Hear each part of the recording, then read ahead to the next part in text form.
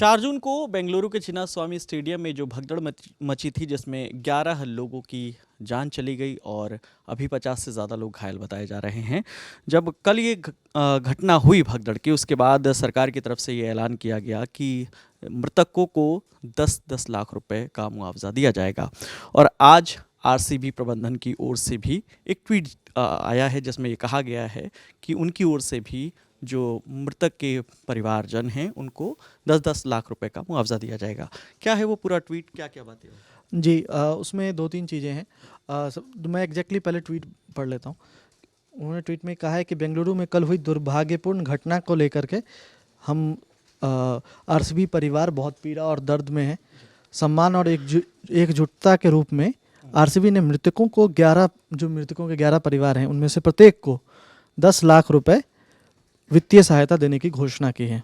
साथ ही उन्होंने लिखा है कि इसके अलावा इस दुखद घटना में घायल हुए प्रशंसकों की सहायता के लिए आरसीबी केयर्स नामक एक कोष भी बनाया जा रहा है और हमारे प्रशंसक हमेशा हमारी हर चीज़ के लिए केंद्र में रहते हैं, तो हम दुख में भी साथ हैं।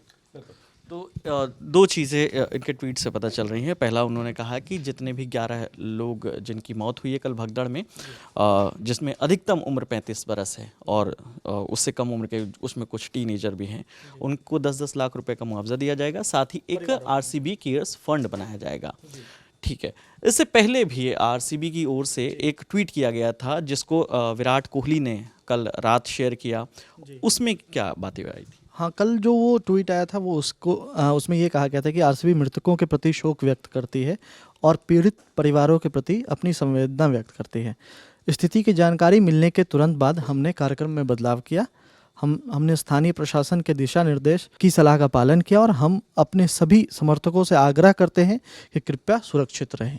बिल्कुल। और यही वो जो ट्वीट है, इसी को शेयर करते हुए विराट कोहली ने एक लाइन लिखी जी, जिसमें उन्होंने कहा कि मेरे पास कहने के लिए शब्द नहीं है, पूरी तरह से मैं टूट गया हूँ। बिल्कुल। तो कल विराट कोहली की ओर से प्रतिक्रिया आई, अभी आरसीबी प्रबंधन की ओर से ये मुआवजे का ऐलान किया गया।